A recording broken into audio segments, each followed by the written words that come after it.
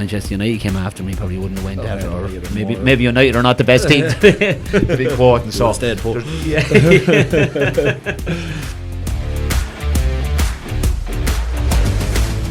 No, and like for me, I know Poacher talked about standards, and I don't know, maybe say he wasn't having a cut off previous managers, and I'm sure Andy Moran might have been happy with what he said.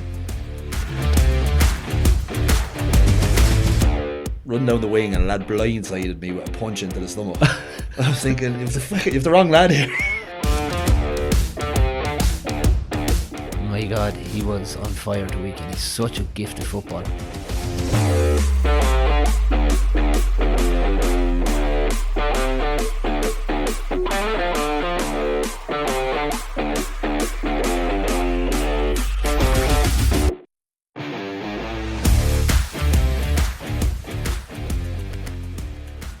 Hello, and you're welcome back to All About the Game podcast. I'm joined by Johnny Dial here this evening. Sean is caught on the farm. I think you mentioned the good weather there, Johnny. Yeah, I think you know we're all used to the poor farmer he's always in trouble. If the weather's good, it's too good, and if it's wet, it's too wet. But in fairness, a lovely spring day, and I'm sure he's cattle in trouble or something, so he's caught up. But we'll plough on. Yeah, we'll forgive him this time. I know I won't be saying that to him anyway. No, I won't either. I'd be staying on his good side. He's definitely one to have sided against you anyway. No, but look, it's good to be back anyways for week 3. There are plenty happening in going on between GA and rugby and all sorts. Probably a little bit of a disappointing weekend in terms of Kildare, I suppose, where we start. I'm sure, look, it's still in their hands to go up, but to be disappointed to lose the game. Yeah, they will. And I travelled down to Tullamore on Sunday, and it was, I suppose, look, you are going down hoping maybe for a bit of a reaction after the Clare game, and what I mean by reaction was probably the big thing that came out of the Clare game was our efficiency in front of goal and create a lot of chances but didn't take them, and that's maybe could we improve on that. It was a great atmosphere. The place was packed. Even walking into the grounds, you've seen the familiar faces, and everyone was, in good form. The weather was good, and it was, even though, maybe to the outside world, Kildare might just have enough for Offaly, but Podge, when you're playing Offaly, and I certainly, any time I played them down the years, it was always going to be a tough battle, and especially going to Tullamore, and that's what it turned out to be. It was, the best team won. Let's not make any qualms about it. Offaly just play with that bit more hunger, that desire. They tackled harder. They broke a pace. And when you look at even their 2 goals, it looked like Kildare had them boxed in and just found a gap, and they were gone. And did some fantastic performances all over the field. And I suppose the shining light was Cormac Egan at wing back. And we've seen him at underage and the talent he is. And I was even wondering, playing at wing back, was he too far down the field? He just drove at Kildare every time he got an opportunity, and was hugely instrumental in winning the game. But it opens it up now. Kildare have to beat Antrim at the weekend. Antrim still have something to fight for. They're coming down the road fighting for their lives, and that can be a tough place to be in. But Kildare need to win, and hopefully they can do that and get a bounce going into a league final. Depending on results, it could be, if Offaly beat Clare, you're looking at Offaly in the league final, and if it's Clare, there's loads of different permutations of what way it go. And Laois still have a chance to come in and reach a semi-final depending on results. So an awful lot to play for. But again, that's in all 4 divisions, there's a lot to play for. Yeah, and it was probably my first thought after the game was head to head. If it went 3 ways, I said, "Oh, geez, Kildare looked like Offaly could nearly put their panel players lose the game and have a final with Clare." But thankfully, it comes down to scoring difference. Yeah, I think it's only when it's a 2-way. Yeah, only when it's a 2-way. Yeah, so they'll be glad. Maybe the thought might have been similar with in the management team, because you don't maybe think that far ahead or what when it comes to 3-way. But anyways, yeah, it's scoring difference. Yeah, scoring difference, and then there was talk, which I don't think there's any substance in it, but there was talk because Leitrim gave the walkover, were the scores going to count?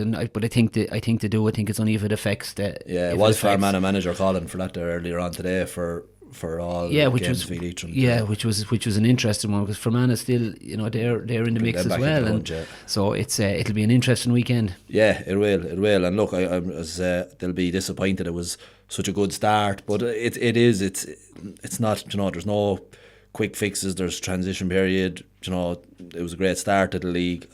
Like, I thought myself they'd go bounce from the Clare game, but you know, they're still in a position to go and beat Antrim and get promoted, and that's what, you know, that's ultimately, ultimately you want to be playing at the highest level. And there's times we looked really good, and then there's times, you know, we looked, particularly I would have said for the 2 goals, we looked poor, to be honest with you. But you have, it's, in fairness, you've some top class guys involved in that management setup, really, really good guys we would have played with Podge, and you know the substance, you know, with the lads that are there, they're top guys, and they'll do their best. And then it's funny, you know, after the event, you're coming home, we're in the car chatting with my dad and the brother-in-law, we're thinking, you know what, I don't know how they did this, and I'm thinking, well, if we notice something, the management are, you know, they're watching with a under a magnifying glass, how can things get better? And they'll get back in on Tuesday night, and there'll be a few, because I know the way Brian and the lads will operate, they'll put all the things on the table, and lads will have to man up to some of the mistakes that were made. But that's where the learning happens, and that's what you want from your players, is to say, listen, I got caught there, but we're going out here Tuesday evening, and I'm going to make that right. And that honesty is what you're looking for. And you know, in fairness to the lads, you would expect them to do that, and as they build for, because at some stage you have to draw a line in the sand. You learn and you move, and that's what sport's all about. Yeah. And I suppose something just looking through the last few games, and it was probably there probably would have been talked about it last year with goals, and you know, I had 4 goals in the first 3 games and none in the last 3. You know, you probably would have heard a bit of outside noise last year, and I suppose looked at it yourselves anyway. Obviously, you know, the talk is always goal win games, and you know, what would you have done? Would you have, you know, is it kind of keep working, keep doing what we're doing? Is there anything that, you know, you maybe would have looked at, can we tweak in terms of that we can put goals away? And you know, sometimes more talk about it, the harder. Yeah, sometimes, yeah, it's sometimes is if you focus too much on it. But certainly we would have spent a lot of time, you know, identifying the reasons why was there opportunities created in games that we didn't go for the juggler and didn't take it on. Maybe we're happy enough to get a tap over easy score, not see that final pass. Was it a case of, you know, so often we see just somebody at the back post that have made that hard run to get themselves in position. If the ball doesn't come across, they'll make that hard run again and put themselves in a position to get there. And a lot of the thing, and I to be honest with you, looking at the games in particularly at the weekend, you looked at Dublin and Galway, Kerry and Armagh, and then I was looking at League Sun, then some of the lower tier. The pace in Division 1 is the key. They move the ball so quick. Like you look at the Kerry one for the penalty, unbelievable how quick 2 kicks. And you're in a scoring position, and you know Micheál Burns, just if you look, he I think from his own 45 just bombs forward. And the new rules probably contribute in that, you know, you have your men up as well and move the ball when you do. You got to move. You got to get the ball into the scoring. And I felt at the weekend our attacks were slow, which left Offaly, and then you don't have the 11v12 which had been there with the goalkeeper up, and then our, you know, again, there was opportunities I would have felt for the 2 points, to take the 2 points. Like you look at the Derry game, I think Conor Glass kicked 3 2-pointers in the last couple of minutes. Now if we had someone in the Kildare game to do that, we'd have won the game or come back into the game. So I noticed again there was once where Owen Frayne for Meath had a chance to tap it up, but they needed 2 points. He put a ball back to the top of the arch, and you know, the midfielder from Laois just fires over a 2-pointer. So I suppose a lot of the reason I think that the teams in the lower, they don't attack with that pace. They don't have 2-3 lads running off the shoulder, because sometimes, Podge, if you don't have a defender, should really only be able to do one job, and that's mark you.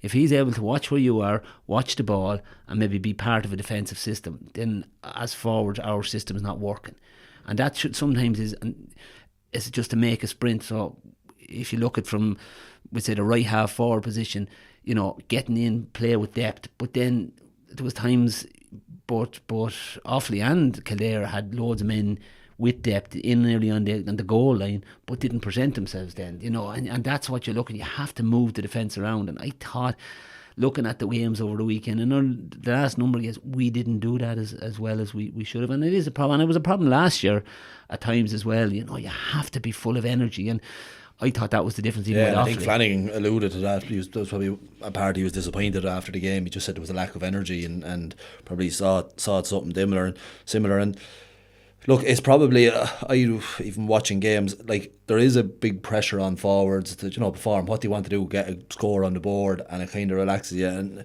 sometimes you talk about that, maybe that final pass or working it in that bit closer and going for the juggler, where maybe it's get a score on the board and it settles you. Where I don't know, maybe you talk about Division 1 teams are just going for that juggler, maybe going. Yeah, and then you have to, and again, look at Podge, we're on the outside. We don't know the conversations that are happening, but like, I know even myself when I played, there was times you were so hungry to get on the ball, and you might have been playing inside, and obviously it was more orthodox 15 at the start of my career, but like you'd have someone like Martin Lynch in the edge of the square, and you'd just say to him, Lynchy, throw me out a ball, I need to get on this, and he'd nearly fire a ball out to you to get an easy score, and that would bring you into the game. That sort of, I would have played a lot inside with Tig Fennon as well, and where you'd nearly play off each other, that he was coming where his runs were going to be, and he was obviously going to come onto his left foot, and you just got that understanding with, we need to get Tig on the ball because he was a brilliant finisher, and those conversations that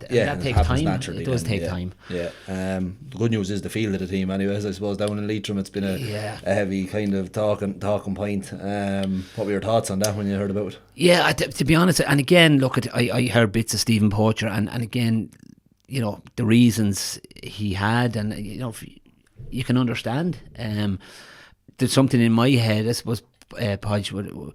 Like, you have to look at the greater good. Like, for a senior inter-county team not to be able, I don't believe for any second that they couldn't get 15 players, or it mightn't be the 15 they want. There might be lads that weren't part of the panel, they might be below the standard, and I do, Stephen Poacher talked about the standards and getting lads that were very committed, and I understand that, and that you want lads to want to play. Like, you cannot give a lad, you can help him get fitter, you can help him with his skill, if there's something in his personal life, you can help him. You cannot give a player the want to represent your club or your county. That has to come from him, and I think that's huge, and I agree with Stephen Poacher on that. But I think it's to not be able to fulfil a fixture at that level is just all wrong. At something, I remember my dad telling me in the mid 70s, maybe early 70s, there was Alan Woodward to play Carbery in a senior championship semi-final, and there was an argument over a referee's appointment, and Alan Wood gave a walkover, and he said it affected the club for years. It nearly split the club, that we did. And I know when he was chairman afterwards, it was actually after our wedding, we were to play Kilcullen and couldn't get the match changed, and the lads were saying, it was a dead rubber match, and my dad said, I don't care if I have to tug out myself, Alan Wood are not giving a walkover on my clock when I'm chairman, and we didn't, he was so adamant about it. So, it can leave a little, but it, it just left a mark. It did for years to come, so it's not ideal. No, and like for me, I know Poacher talked about standards, and I don't know, maybe say he wasn't having a cut off previous managers, and I'm sure Andy Moran might have been happy with what he said, but like, for me, you can't train Leitrim like you train Dublin, and that's not putting Leitrim down. First of all, you probably have 10 to 20 players working in Dublin. Like, there's a lot of different factors.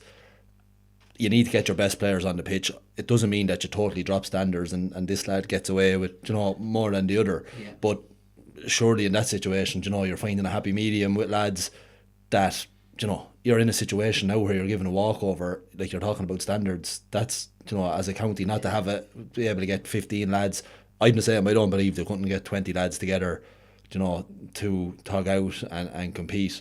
And it definitely seems, he seems to do kind of a lot of talking about it, and maybe there is a backlash. Gary Reynolds, the former Leitrim captain, they come out and, I think Poacher had mentioned, look, clubs aren't back training, and he said, that's not true. They are back training. There is lads there. So I'm sure, like you said, split wise, you might have had half your team saying, look, we leave it, and But then you might have had other players who were saying, no, we can't give a walkover, we're a proud county, and they are, and like Leitrim, you know, they are a proud absolutely they county. are. Yeah, and look at you know the county as well, Podge. Like, and I would have played against Leitrim a few times, and you know, like we'd have a couple of former Leitrim players living in Kildare. Michael Foley there was involved playing with Kilcock, and Dermot Reynolds is heavily involved there with Clane at the moment, and like they're passionate Leitrim people, and rightly so.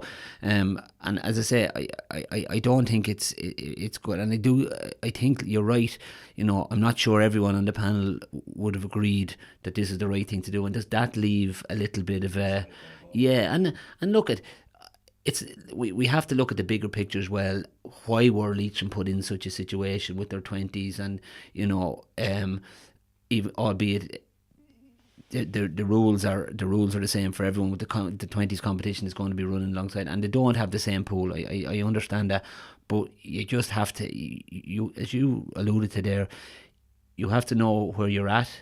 And there is times, even though it might go against your principles or you have to make sure that what's the greater good for Leitrim football is, because if that didn't happen, and if Leitrim got a bit of a scutcheon against Fermanagh, which we've all been in that dressing room with strong teams, we've got a bit of a scutcheon. You dust yourself down and go again, and we wouldn't be talking about them, and the country wouldn't be talking about them. And you know, maybe make your highlight then and say, listen, we did get a bit of a scutcheon, and that's why it's highlighted the fact that we're put in this situation and it is unfair. I think you would have made your point a lot better in that scenario. But look, it's not ideal for Leitrim, it's not ideal for the GAA in general. A National Football League game where a team in Division 3 couldn't feel or felt they couldn't feel a team is not good, no matter what way you dress it up. No, absolutely not, and it'll be interesting to see what happens going forward. And I suppose obviously they're under 20s are out tonight against Galway, and a strong team, but you know, it's it will be interesting to see what. Yeah, happens. You'd be hoping you'd love to see. And no disrespect to God, but you'd love to see that Leitrim team going and having a right good go, because as you said, they're decent underage coming through there, and as I say, I know they would have lost a lot from their panel over the last couple of years and different things, and it's not ideal. Mickey Graham came in, I think he spent 7 or 8 weeks, and then decided that you know, for whatever. I don't think it was. I don't think Mickey Graham is like. I don't think it was a better offer. I'm not sure whether the job spec and what was actually put in front of him were aligning. You know, I spoke to a very knowledgeable Leitrim man on the plane to Lanzarote. I just happened to sit down. We got chatting about football, and you know, he said Mickey Graham didn't realise that half the panel wouldn't be there, and you know, he felt he was. I think Mickey Graham, the bit that I've spoke to him a few times and the bit that I know of him, is a very honourable man. I think if he took that job, I think if Manchester United came after him, he probably wouldn't have went at it, or maybe United are not the best team to be quoting. So stayed put. Yeah, no, I do it. It will be interesting. I suppose we had transfers and a bit of talk about Jack Crowley moving to Leicester with the rugby, and Sean might have gave us not moving, should I say, but a bit of, you know, there's been a bit of talk of an offer in there, and I suppose we spoke last week. Kind of, I suppose rugby is about business as well, and you know, there might be kind of, you know, money comes into it, and what's best for me and my future. But we decided we'd twist that a bit and we'd look at GAA transfers, because it is something look, with work and lads moving around and different things, and I suppose especially you see it in Dublin with clubs, lads moving to clubs, and I suppose the big one would be Shane Walsh moving to Kilmacud. Would have caused a lot of talk anyways. People, look, he's won an All-Ireland medal, so he'd probably say he's happy with his decision. What was your first thoughts on that when... Yeah, well, look at it. The rugby side of it, firstly, but it was interesting, and we probably will talk to Sean about it again, because you know, you would have looked back when Johnny Sexton went to France, and then the difference with him and Simon Zebo going abroad, and Simon Zebo just seemed to go off the face of the earth when it came to the Irish, where Johnny just was, his trajectory was going up. So I would have liked to get an insight into the thought process around that, because but certainly, yeah, look at it. It's not new in it's not new in the GAA. We see plenty of it, and I suppose when a high profile player, you know, does make a move, it obviously the eyes of the GA world are on it, and look at for Shane Walsh, you hear all these stories that, well, there's he was only studying in Dublin and it was an online course and all these sort of things, but to be fair to him, he's and from looking at him, he's very committed to the club. He's he produces, and nearly every time I see Kilmacud, now I don't want to see every league game or anything, but he produces it for the club. And look at everybody has their reasons, and it is, we're lucky here in Kildare. Even if we were in Dublin, we're home within the hour anyway, and you can come train. There's probably less of that moving clubs within the county, but certainly when you look at it, and particularly a club like Kilmacud, they're in a stronger position than some inter-county teams with the membership and the playing numbers, and they'd be up on maybe 2,000 or 3,000 members in those big clubs in Dublin, and but look at we're only surmising and from the outside looking in. I probably would have found, obviously with John living in Galway, and you'd be down for a few maybe the bigger Galway games, and there was probably a real strong love for Shane Walsh, and I probably would have thought he's on the cusp of something really great with Galway. I'm sure he's playing most of the year with Galway. He's coming out with that. Does he say to his club manager, look, I'm living in Dublin, I'll be back at the weekend for games, but I'll train with Kilmacud? I think the club would probably take that before. Yeah. Look, as you said, he has his own reasons, but I would definitely find that Galway supporters maybe come down that bit harder on him now, if not performing that, his head's not in Galway, his head, and again, look, it swings. Yeah, but you do, when you do things like that, it probably puts you under the microscope a little bit more. And again, it just probably it gives people that don't really understand what is actually going on more ammunition. It's a stick to beat you with. Exactly. Yeah. You'll very seldom when he's, as he does an awful lot of the times, 90% of the times, he's shooting the lights out and putting in top performance for Galway. You probably don't hear it as much if he has an off day, as he does have off days, no different than anyone else. It's a case of you hear this, from the noise, and look, at most of the time you just keep yourself away from all that, But look, it happens in the GA. Look, we know it well here in Kildare. Obviously the whole the Seanie Johnson move, and we'll have a chat about that. But you look at Shea Fahy and Larry Tompkins going to Cork, and that was back in the late 80s, and there's a quote at home, and a leader, where a prominent member of the county board said, "They won't be missed." And 2 or 3 years later, Larry Tompkins lifting the Sam Maguire over his head, and all of a sudden, maybe we do have some good footballers in Kildare. Your own dad would have played with one under 21s with Larry and Shea, and would know them well. And so look, it's there. It will always be there. But I think that when it happens to a higher profile, people start looking at it a bit more, and again, not knowing what actually is going on, they'll surmise things, and then when there's a lack of information, people add to the story. Absolutely. Look, you mentioned Seanie. It's a thing of the past now. We're probably going back, maybe I think it was 2011, 12. 2012. So we're talking 11, 12 years ago. Seanie done an interview with the BBC there. I think it was, we're talking about a year ago. But regrets the move. Probably was a little bit of a failure on everyone, and spoke about he didn't bring his best and he didn't bring what he was capable of. When he did come, or it came about, what was your first thoughts? Yeah, well, look, I suppose like everybody, when Seanie was top player, there's no denying it.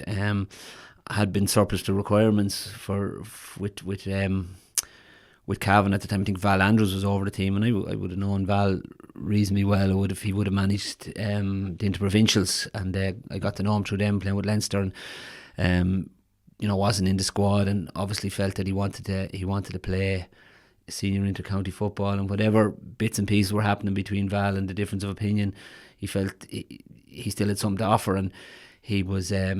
So as far as I was concerned, I know when it was muted, it was a case of, listen, if he's eligible to play with Kildare and he's coming in here, and he's put his shoulder to the wheel the same as everyone, and fits into the group, because obviously the group is the number one and always has to be what's best for the team. Did I see it going the way it did? Absolutely not. If I thought for a minute it was only going to go half as explosive as it did, I would have been very strongly said this is not, because it didn't help Kildare. There's no doubt about it. Like, you know, there was rules changed to change to make sure that Seanie didn't play. You know, all of a sudden then you had to have played a club championship, and that never happened before. And you know, that's how he ended up playing by changing the rule. The hurling game. They said a club championship, not a football club championship. So Seanie played that cameo role for Kyle Dove at the time, and look, it wasn't ideal. It wasn't ideal for Seanie. I know it affected him. And Seanie's a good lad, and you know, he pushed himself to get into the squad as well, into the team, and probably didn't get into it maybe like he saw he would. That maybe he felt that he just come straight in and be in the team. Yeah, and he didn't. But then there was a lot of quality there as well, like at the time, and a lot of lads. We felt at the time we were going in the right direction. You know, we were 11. We were beaten by Donegal, which was a tough time. But I genuinely felt that we were competing at the highest level, and we weren't too far from maybe, you know, getting over the line. The outside world mightn't think that. So it wasn't ideal. It wasn't. And like, personally for myself, like, I would look back on it, would I say it affected whether we won or lost games? Not really. I wouldn't say it was he wasn't the losing of a game. He didn't make the impact he wanted. It was probably a funny one. Like, they probably changed the rules in that Seanie probably didn't have any affiliation to Kildare. Would he have? I know there was talk maybe working down this end, or there was originally he was going to be teaching in Kildare, and then that fell through, and he was living in Straffan, and I know he was living in Straffan for a short period of time, but then work brought him back to teaching in Cavan. So that was what happened in between.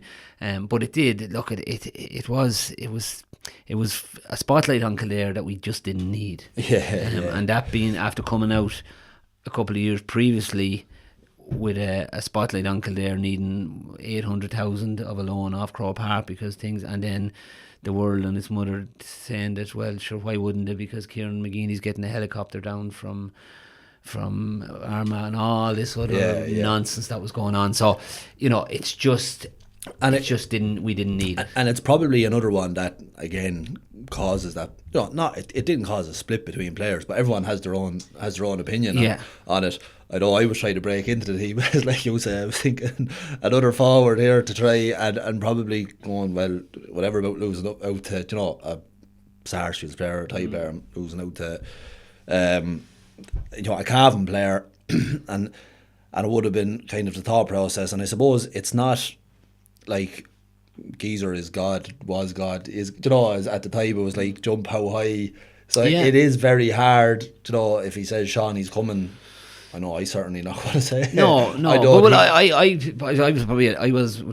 was at a different stage, you know, where I could have had those, and I was captain of the team as well. And Seven Kieran would be, you know, still good friends, but we would have had a lot of discussions about, you know, I would have had very strong opinions on different things, and you know, obviously he was still the boss, but he looked for that. You know, there was a couple of occasions where lads stepped out of line, and you know, I would have said, listen, a bit like Stephen Forge, you know, with the stand, that's not good enough, because we had a group of you guys, yourself and Tommy Mulick and Fionn Dowling and you know, Daniel Flynn, Paul Cribb and Fergal Conway, all these guys coming through after winning a Leinster under 21 at the time. We had to make sure that the squad you were coming into wasn't things that you saw at the very best of standards, that you saw, and it was going to be your job to carry them through to the next generation of what's there maybe now.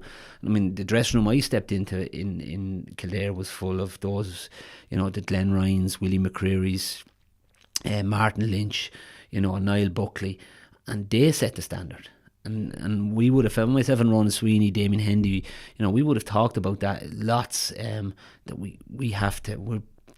And don't get me wrong, there was lean years in between, but the baton had to be passed to the next generation as strong as we took it, and as the results sometimes didn't reflect that. But so I'm probably rambling a bit now, but the thing for with Kieran was, he was strong, but he did look for that, whether it was how we were trying to play or how we would have had a lot of, that's different lads. That's different lads in situations. I wouldn't be saying that. I'd be, as a young lad, you go in, you put your head down. Absolutely, but I did the very same on Mick O'Dwyer. I would never ever question him or. It was just, if he said stand on your head in the corner, you went into the corner and you did your best to stand on your head. Where when Kieran arrived in Kildare, he was 30. So you were and around the block. And he was only maybe, whatever, 3 or 4 years, maybe 5 years older than you, and so you had those conversations and things like that. But look at it, when you look back at it, and then in the middle of it all, we got drawn in the qualifiers up in Cavan. I don't think everyone remembers Seanie coming on that day. I actually came on with him at the same stage. I remember I was on the pitch about 2 minutes and I was running down the wing, and a lad blindsided me with a punch into the stomach. I was thinking, you have the wrong lad here. That could have been Seanie, because you were going to win the ball out of him. Yeah, Jesus, absolutely done me. And I remember being in a heap on the ground. Fuck Seanie Johnson. but in fairness, that was some pressure for Seanie that day. I mean, it was. And there was, I remember going up on the bus and there was banners and. I would imagine. Well, I'd say it was the type of thing that when he was there, I would, he'd done the 2 years. I'd say before that he could have been thinking, I've made a mistake here, and look, it's not nice what his family would have went through. But I'd say it was, and look, another thing was he had to be at every gym session. I'd say he might have thought train, but if I'm up, geezer might allow me. He had to be at every gym session. But again, back to what we spoke about, they were the standards. So if he was in, if you were in, you were in. If you were going to play, you were the same as everyone else, and that would have been pointed out to Seanie well in advance of him ever being eligible to play. He was going to have to be the same as you, only in the door, and maybe me that was in it for 10 years beforehand. That was, no one was any different, and I suppose that's what, if you were coming into the team at the time and saw that, I was coming and going, or Dermot Early could do what he wanted, sure. Yeah, it opens the door for everyone. Absolutely. Do you think, there was obviously a lot of talk, and every club or every individual has their thoughts and their opinion or whatever. It came down to it. Geezer lost out, and look, everyone. It was such a big loss to the county. He lost out by 1 vote. Do you think that probably did have a big influence? It only needed to have one. I think certainly in some people's mind it would have been to the forefront of the mind. I think there was around that time there was a lot of things came onto the table. There was clubs voted because it was seen, that the executive of the county board would have been looking to back him. So it was nearly here's one chance to get one over on the county board, and in the end, maybe some of the county board votes didn't go the way they said they were going to go, and all that. But again, it was a spotlight on Kildare that wasn't needed. And don't get me wrong, if people felt it was time for change, that's fine. That's an opinion, and that's democracy, and you go through the channels. Where I would have had a bit of a difficulty was in regards to.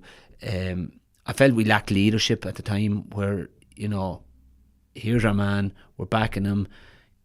If you think that's not the right thing to do, we'll have a county convention next year and someone else can vote me as chairman or secretary, or, vote us out. We're doing what's best for Kildare GA. And to give you an idea, I remember ringing the club at the time, because I was sort of, I was 35 at the time. Would I go back in? And I genuinely was, see what way I would go. And so I sort of I wasn't too heavily involved. Leopard was captain at the time, and Eamon O'Connell was captain at the time, and I remember going in and ringing my own club to see what way they were going to go, and it was got back to me that, well, look, at the club feel that if Kieran goes, that I'd probably retire and I'd be back with the club full time.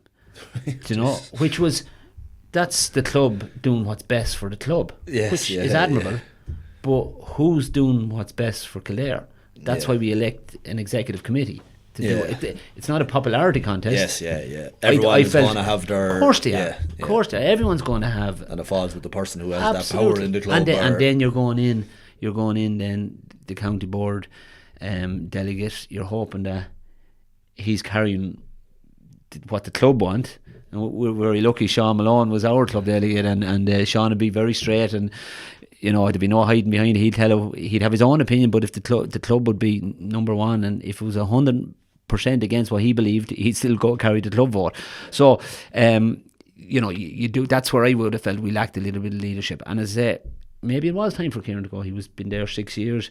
I'd still have maybe a different opinion about that, but that's as I said, that's democracy, and that's the way it should work. But I think that the majority would think that way, and like I would have spoke to you after and said, sure, as someone else comes in, it was my first day as to make the county, but you see what he did bring, you know, and not just played under, you know, a few different good managers, but he certainly had, you know, there was, and look, he had that quality, and that I think, you know, the likes of yourself, Rowley, Dermot Early, like as you said, you finished up the following year, you kind of came under the, you know, probably you might squeeze another 2 years, like you were still playing well, you were still, you know, and on the kind, you know, their quarter final, semi final, you know, where it was a big change, and you talk about leaders, you know, the dressing room changes, and it did, and it changed very quick, you know. And I remember going back when Jason took the job and meeting Jason, and as I say, we were, Siobhan was only after having twins at the time, and it was just manic, and he said, look,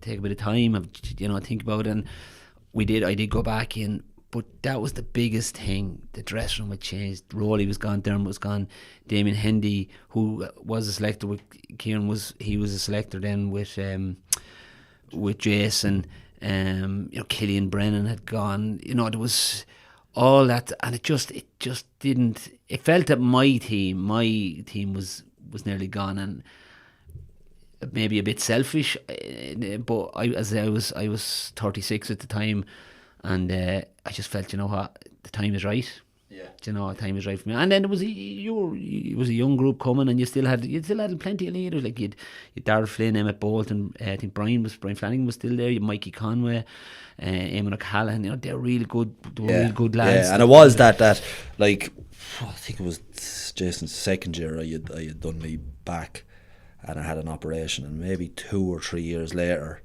I think it would have been Keith O'Neill said, Joe, come, I came back in. It wasn't there too long, but they were all gone, and it was it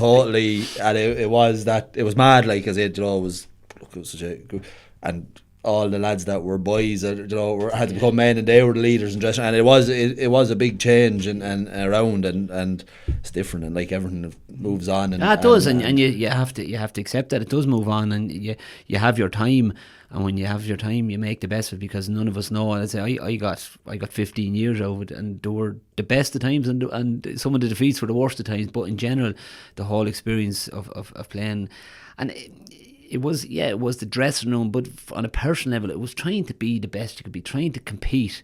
You know, could you compete with some of the, you know, the best players in the Dublins and Kerrys and Corks? Could you match them? And a lot of the time was, you know, could I look to be better? Could, you know, and maybe I didn't do enough of that when I was younger.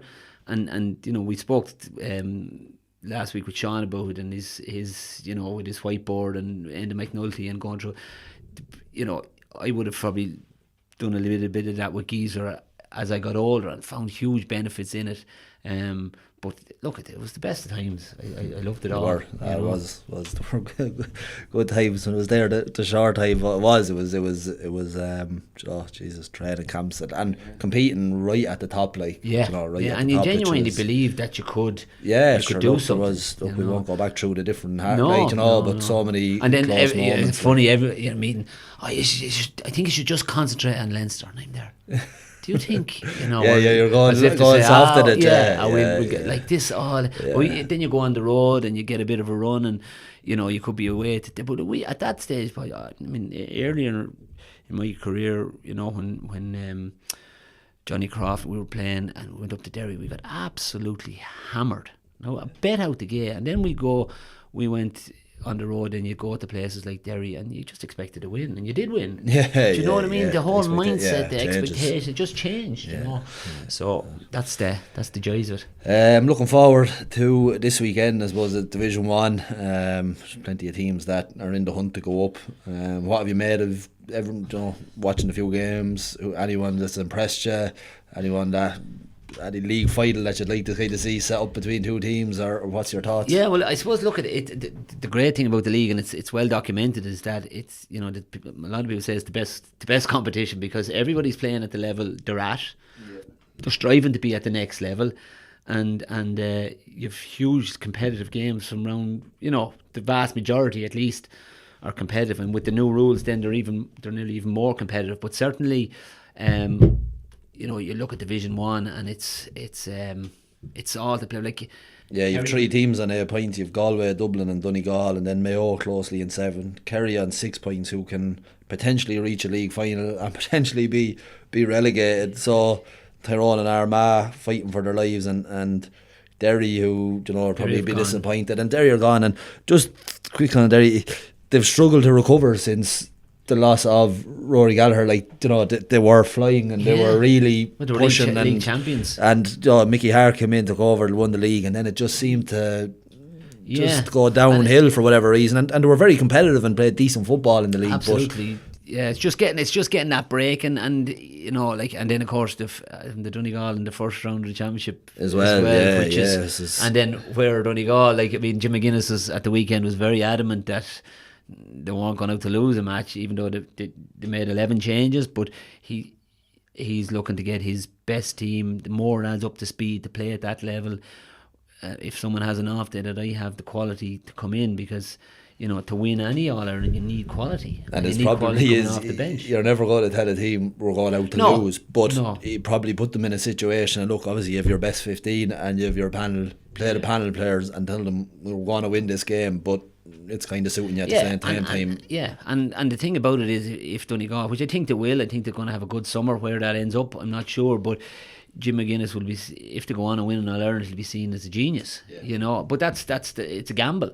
If you go out and they're betting the first round by Derry, you just say, well, it'll be more on the line to have handbrake in the last 2 weeks. And they took their eye off the ball and they're thinking longer term. So you can be seen to be as a genius or a fool very, very easy on lots of different things out of your control.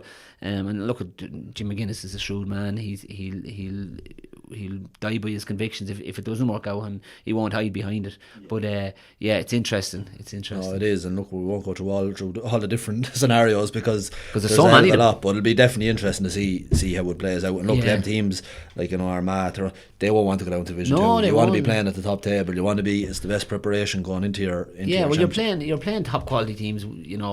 Every time you go out to take the field and playing and training to the highest level, playing the highest, the top quality teams, you would imagine you're only going to get better. You should only get better. I understand if you go on a bit of a losing streak, that can affect mentality and it can affect the confidence and stuff like that. But look at you want to be playing at the top and consistently producing top results, because it adds to everything. If Armagh, in fairness to them, did come from Division 3, and you look at the crowds that travel now, and they we're playing Longford, down in Longford, you could give away tickets. There's no one at the game. So now they're packing in, and that's promoting the game. And there's young lads now watching in their arm managers, and they want You're to be. on telly, you're up at the top, exactly. You're and making the front like pages. the crowds that travel down to Kerry at the weekend was huge. So and it's not like it does get gets people travelling. Exactly. So they're going to be and fighting for their lives and to get back. Now, listen, the flip side of that is the one the All Ireland coming out of Division 2 last year. So it's not to be all and end all. No. And a quick one on Division 2. Monaghan have looked impressive enough so far, scoring very highly, and maybe you can see, but there's been high scores in all the games, but they look impressive and they look like they've done enough.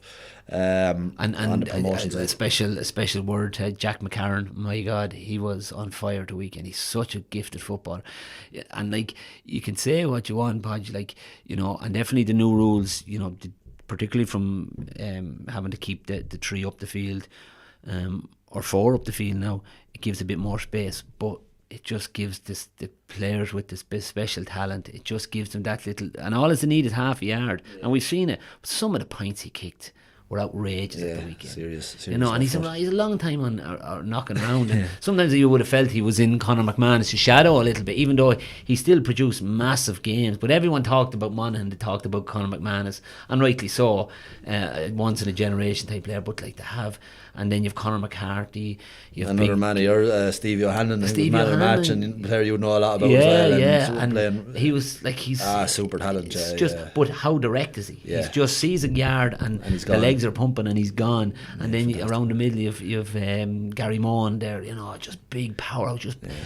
Once the ball is there, it doesn't matter who's in his way, just love looking at obviously them. A new management and Andy Moran involved with them up there, and seems to be, I read an article during the week where just the energy he brings and but that's professionalism. Exactly, maybe but that's Andy Moran, and a deep thinker of the game, and he will live, breathe football, and just and you looked at him playing, he was such a leader on the team. And what I loved about Andy Moran, and it shows the type of guy he was his ability to make others around him look good, and in turn that made him look good. It wasn't all, you never felt that it was all about him. He could bring lads into a game. He'd always put the ball in the right position. He'd always give that probably final pass. A funny one, you say, such a good hand passer of the ball, but he just weighted passes lovely. That kind of staying one step, take it, and lovely weighted pass, putting another lad through. He was class. He was class. And you'd imagine that sort of, whatever you want to call it, the honesty or humility or whatever you want, he brings that, and he's a top guy.